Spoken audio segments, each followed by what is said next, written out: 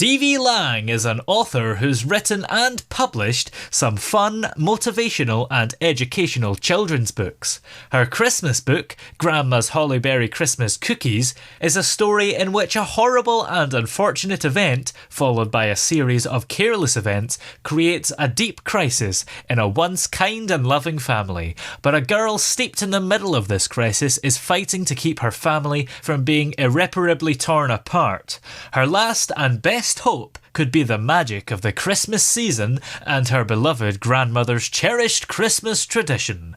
And D.V. Lang is of course on the line with us here. How are you doing today? I'm well, thank you. How are you? I'm very well, thank you as well. Now, it's only a few days to go. How excited are you for Christmas? Oh, very excited. It's my favorite time of the year, and I look forward to getting ready and prepared, putting up decorations, seeing the children's joy. Now, without giving too much away about the book, just take it from there. The book is about family and tradition and the kind of situations that we all face. And it's us, but we all know that not all things that happen in a family are repairable. So we have to see in this adventure if they are able to repair it and if this family gets back together. Yeah. So I'm ready to do that. And what made you want to write this book? Because a lot of Christmas stories, you'd want them to be happy all through it, but this sounds like it has, a bit of tension in there. Well, tension is life, isn't it? Yeah. Basically, I don't really know where it came from, I'll be honest with you. I sit down and I write, and what comes out is what comes out. And I'm very pleased with it. I'm very happy with it. And I think a lot of people, even if they haven't had that personal experience, will identify with it and understand. There's a lesson there for everyone. For sure. And in what way do you think the magic of Christmas helps to bring this family together? Oh, wow. It's everything. It is everything. And it's the key ingredient that, around Christmas time, you get busy and you get hectic, but you've also got this joy deep in you. And sometimes you don't really know what it is. And then there are occasions that happen that take that joy away. And sometimes it just takes a little spark and it comes right back. It's the magical season, Christmas. Yeah, it is very magical indeed. Had you always wanted to write a Christmas book? No, actually, I didn't start out wanting to write a Christmas book, but writing is a strange thing. You start out with ideas and thoughts in mind, and as you go through with your characters and their development, they take on a life of their own. I mean, this sounds spooky, but it's really not that dramatic, but it does take on a life of its own, and the book goes where it wants to go. And you, at that point, you're the instrument, vessel, and use that story out for the book. That's a really weird thing, and a lot of authors say that. Do you feel like you still have ultimate control over what ends up in the book? Well, yeah, you always have that option to delete or change things, but sometimes they fight back. I know it's spooky, but when you sit down to write, you go into a zone and it just takes over. And sometimes you'll look up and say, "Good gosh, I've been here for so many hours," Yeah. But it happens. And when you're in that flow, the last thing you want to do is move. Yeah. It's almost a spiritual experience. Do you think it's quite a good sign when things like that happen? Because it means that your characters actually have lives of their own and they're believable. I think it's a wonderful thing. I started out, I would write for myself because I'm one of those people who started reading at a young age, and I lived and in that time in a lot of fantasy in my head, And I think it's really a wonderful thing that the characters can feel free to express themselves. But as I always say, you have the final veto. So as spook sounds, it's really not that. Yeah. And would you say the characters create themselves? Or do you still have to come up with the character yourself and then they take a life of their own after that? Well, initially you'll start out with okay, I want this person to be my lead and I want this person to be the sidekick, or you'll start with little plans like that. And sometimes as you go along, the characters you find that one character is more dominant, or you begin to favor the personality that one character manifests. I didn't intend this to go this way, but it's something. But you tend to then work with the character that's working with you. And that works out pretty good when you do. What was it about this particular story that made you want this girl to be the hero of it? When I started the story, I wanted a young hero. I wanted someone to reach out and be someone that young kids can identify with. When you're a young kid, sometimes you think, especially with when you're the very youngest kid, sometimes you feel like you have no options and you went along with what everyone else wants you to do and what everyone else has planned. I wanted her to be able to stand on her own 2 feet, although she doesn't think she can, but she knows she has to. Of course, it's called Grandma's Holly Berry Christmas Cookies. How important are the cookies in the story? The cookies are like the butter in a cake. You don't have a cake without your butter. The cookies hold everything together. And it's a tradition that's been in their family for some time. And she's counting on it. And how do the cookies save the day, if they do? You want me to give away secrets, don't you? Yeah. The cookies save the day because everyone in the family loves them. And they come with a lot of joy and a lot of love and a lot of memories. And it's something that they've celebrated and done for a very long time. From the time these girls were, very young, babies really. They've always done this activity. So it's crucial. Where did you get the inspiration from for the cookies? I mean, do you have a similar tradition in your family? No, it's kind of about that. When I first got the idea for this book, it was around Christmas time. And I had a very good friend who loves to bake and do those kind of things. And I had ordered pastries from her, from my family. And as I was writing the book, I thought to myself, well, maybe I can approach her and see what she thinks about developing a recipe for this cookie, and I can add it with the book. And she came up with something that's spectacular. You'll have to make it and try it yourself, but it's delicious. I'm a cookie fan. I'm sorry. Yeah. I love cookies. So do I. They are quite Christmassy, aren't they, cookies? I don't know what it is about them, but they maybe sometimes make you think of Christmas. Absolutely. And I like Christmas cookies. I like cakes. I like pastry. But the reason why I chose Holly Berries as the title for the book was the title for the cookies.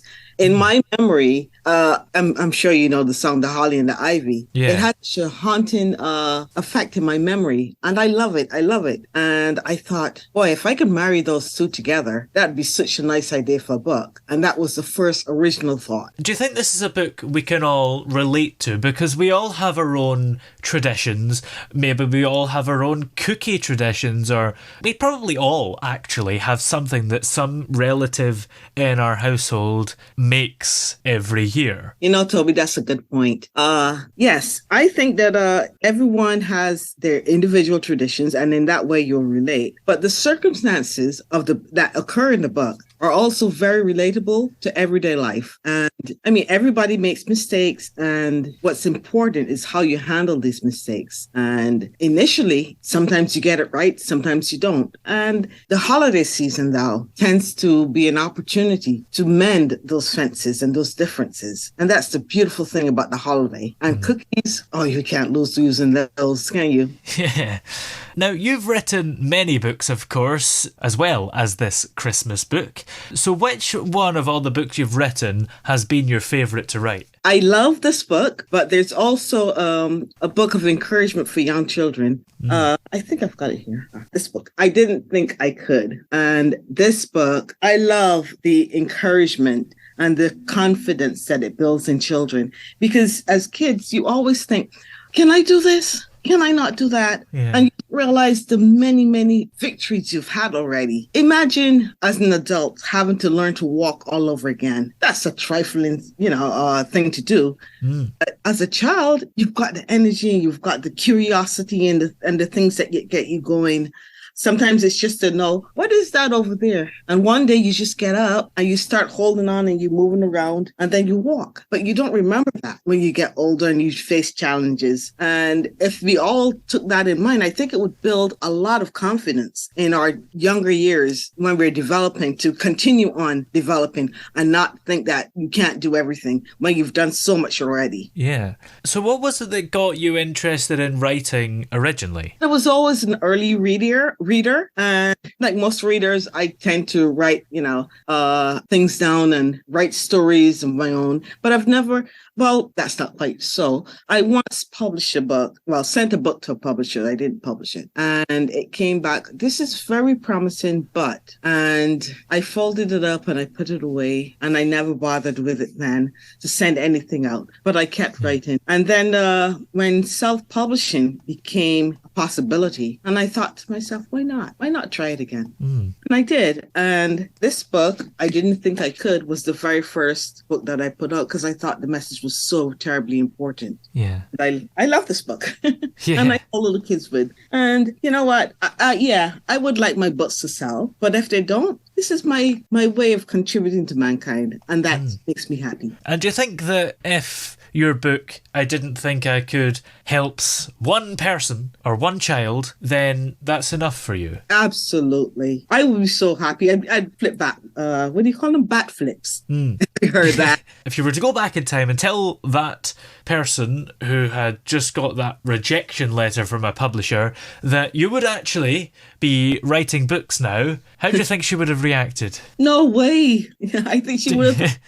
But, like I said, I never did stop, though. I just didn't send it anywhere. Yeah. So I think in the back of my head, I always thought that one day I'll do it again. And the rejection letter I got, they were very kind. I mean, I've heard of some horror rejection letters. They were very kind, and they told me it was very promising, and, but it's not quite ready. Yeah. But I was looking at the time, and the rejection was more than I could handle. And now that you've started writing, what has been the most surprising thing you've learnt over the years? I don't know if it was surprising, but it was certainly the most valuable. That it's all right to change the book. It's all right to make changes. It's all right to rewrite. It's all right to edit. It's all right to cross out.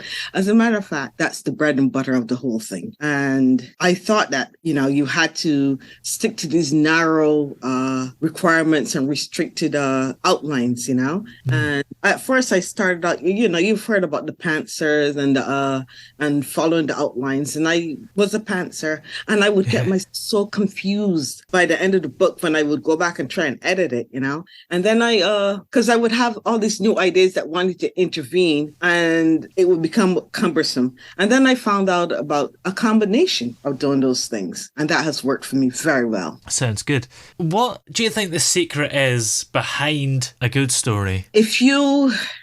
You have to accept not everybody's going to love everything. And that's a hard lesson to learn, because we all have this built-in, I want to please, I want to make everyone happy. And it's a hard lesson to accept that not everybody's going to value what you value or cherish what you cherish. But once you accept that, I think it's all right when people reject what you do, and you say, well, maybe not that one for you, but maybe another one will be, and you keep moving. Now, of course, this current book is called Grandma's Holly Berry Christmas Cookies.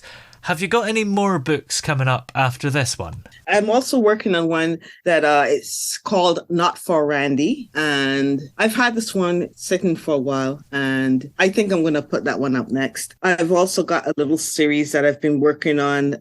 Here's the first book in that series. It's called Saying Hello Around the World. And it's about learning different basic greetings, basic gratitudes in various languages. And I thought that was a nice way for children to learn, because there's so much going on in our world today, and people are growing further apart, and they don't understand that there's more in us that's common than there is that's unlike, Yeah. And I hope that this book it's a small thing, but if you can understand how to just be polite, how to just say hi in a different language, it's the difference. It could bring a smile to someone's face, or, open a door. You just get treated better, don't you, actually, if you make some kind of effort to learn the language, even if it is just hello. Absolutely. And I think, kids learn so much quicker and easier than adults, and they're naturally so much more caring and giving than we are. So I think that I wanted to reach out with that to get them started. After a certain age, you'll get aware of certain differences, whether it's, skin tone, hair texture, or whatever. Yeah. That's all surface, all surfing. It's not the stuff that's in here, the stuff that really counts. And I think that's what kids understand, and we beat out of them eventually, and it's just a thing that we do that. And what are you up to for Christmas this year? Anything fun? No, Ambi and I are going to get together and we're going to follow our usual traditional stuff.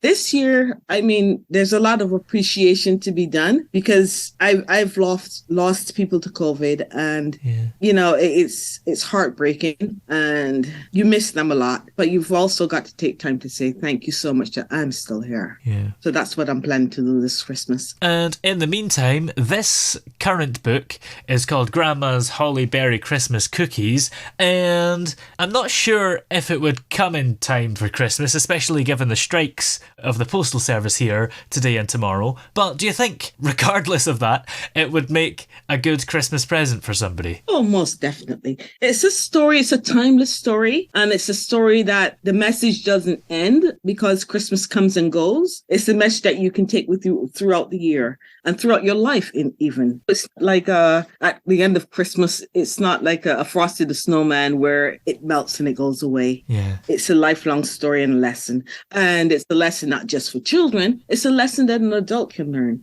And what I like about the book too is, although I believe it's more targeted to young adults and adults who like reading young adults books, because there's a good crowd of adults who do that. Yeah. But younger children, if it's right to them, can also get this message. And I think that's so lovely. Well, where are all the places that we're able to find the book, Grandma's Holly Berry Christmas Cookies by D.V. Lang? Oh, geez, there's quite, just about everywhere now. Yeah. But mostly Amazon, of course, Apple, iTunes, and Audible. We're going to be on Audible pretty soon. If it's not released today, it'll be tomorrow, sometime this week. It'll be released. So it's going to be readily available. Excellent. Well, many thanks for talking to us today. It's been great to have you on the show, and have a great Christmas. It's my pleasure. So wonderful to speak with you.